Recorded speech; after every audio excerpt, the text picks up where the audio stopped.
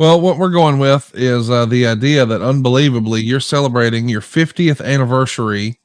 We talked about it a few weeks ago, and then of course we were supposed to talk about it last week, but the hurricane had other plans. Mhm. I think based on what I saw, like you had a pretty cool party, a pretty cool little celebratory cake there. Yeah, Tell us about it was awesome. your big party for 50 years of Flair. Well, actually, I decided just to scale it down, and it was Joe and Dino. Wendy came. You know, at one time I was going to invite Ashley and Manny and then you and Megan and that. And I thought, God, that's just my ego saying do it. Just like 10 people, but it was nice. And Sophia was there because she lives here. Yeah, last night we celebrated Sophia's birthday.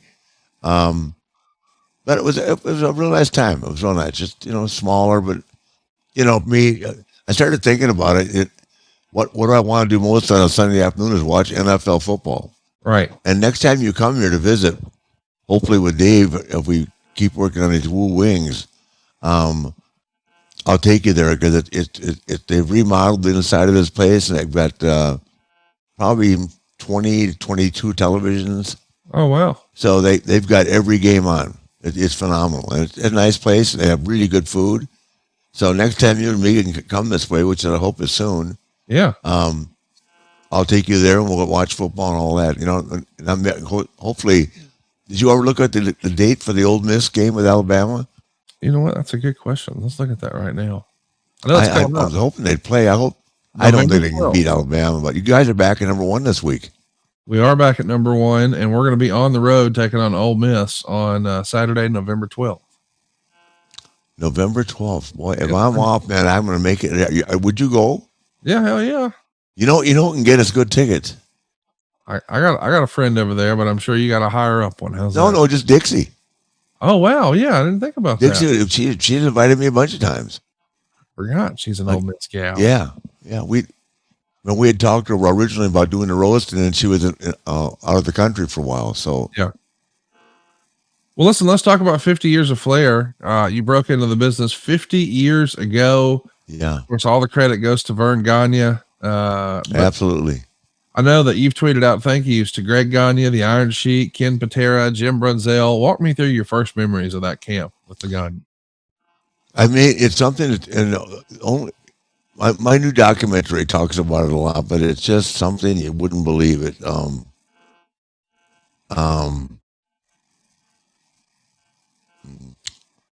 In the winter, in the cold, in a barn. Yeah, I'm just trying to think how to explain it. Well, I weighed 300 pounds.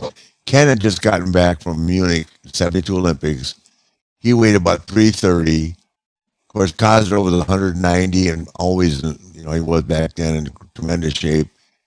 Greg and Jim had played college football, so they were in decent shape.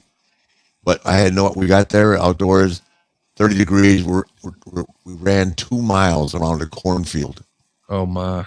And then 500 free squats, 250 push-ups, and 250 crunches or sit-ups. Took me 6.5, 7 hours. I couldn't believe it. And then by then it's dark. It's probably 25 degrees at night.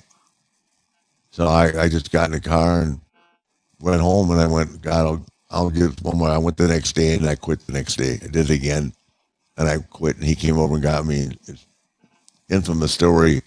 I was living in a duplex. He walked right in the front door, didn't knock on the door, grabbed me out of the couch, slapped me, and threw me out in the front yard. Said, you quit football in college, you quit on your parents. He gave me a big lecture, and you're not quitting on me. So I went back out again.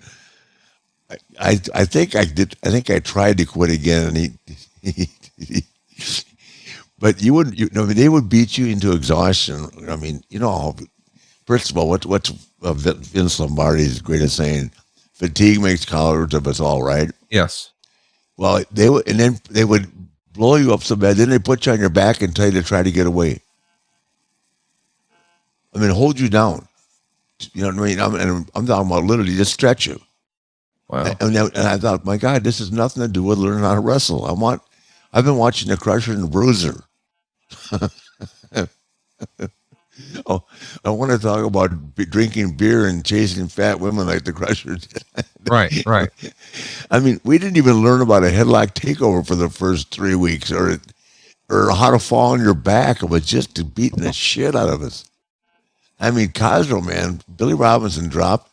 Cosgrove was an Olympic style wrestler. You know, freestyle, you lay on your stomach, and the idea is to turn the guy over, right? Well, in amateur wrestling, the way we do it in high school wrestling is you get down in a stance with your hands out like this, Yeah. and you're on your knees, right? And he told Robinson, said, get in that referee's position, and he dropped his knee into Cosgrove's thigh. Cosgrove couldn't walk for 2 weeks. Oh, wow. No, it was that bad an injury. Oh yeah, unreal. So I just don't have a lot of sympathy when I see anybody whining today about anything. I mean, we really got the shit. And then to learn how to take a backdrop, we did a backdrop out of a hayloft. Oh, my. Yeah, before we even got in the ring. It was amazing. Just a different time in life. How do you think your life would have been different had you not gone back into wrestling? Like, had he not come to your house and slapped you around and made you do it, what do you think you would have wound up doing instead? Oh, I probably would have gone back on my own if he had let me come back. I don't know what I would have done. The minute when I quit and went home, I was lost. I said, what am I going to do now? Not anticipating him coming over. The thing of it is, if I'd been prepared for that, it'd be different. But I didn't know we were going to do any of that. Right. I would have gotten myself in I had a whole month that Ken was gone. I would have gotten myself in shape to do it. It's not that I couldn't do it, but I weighed 300 pounds. Right. And hadn't run a mile since my freshman year on the football team. Well, everybody had to run a mile the first day. Yeah. But I only weighed 230 pounds then. And then I gained all that weight to be. I wanted to be like Ken and be the strongest man in the world, whatever, which I was never going to be. But I wanted to be a power lifter and all that shit, and went through that whole crazy part of my life like a lot of guys do. But I just wasn't prepared for that. It's not that I couldn't do it. It's just I wasn't prepared, and it was so damn hard.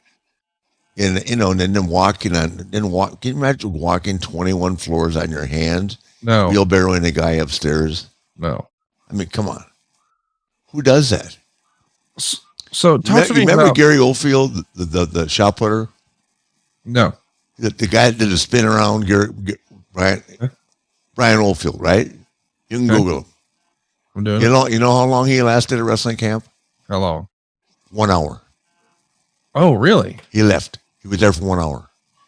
He said, fuck this. Yeah. Yeah. Do not come to Verne Gagne's wrestling camp and think you're just going to walk in the door. Talk to me about Greg Gagne. He's maybe a year older than you, maybe a little less than that. Did you know he was Verne's son? What was your relationship? Oh, yeah. Like? Greg and I, we knew each other in college. I just talked to him the other day.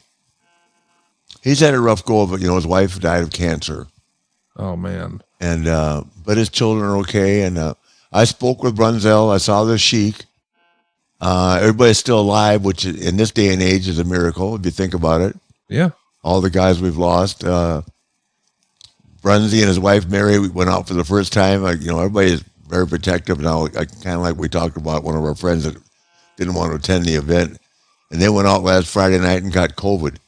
So people are still afraid as they get older. I guess I'm one of the rare birds.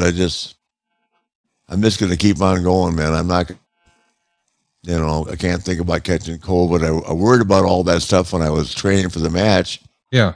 And then I got all the way to the match, and I was in the best shape of my life, better than I've ever been. I mean, I could do everything that I did the day I started wrestling. And I was 218 pounds, but I forgot to hydrate.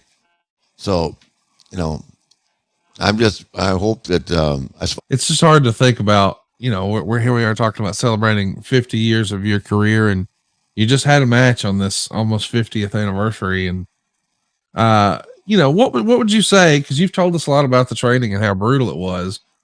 We know how tough it was. What was the best part of training? Did you have any fun at all?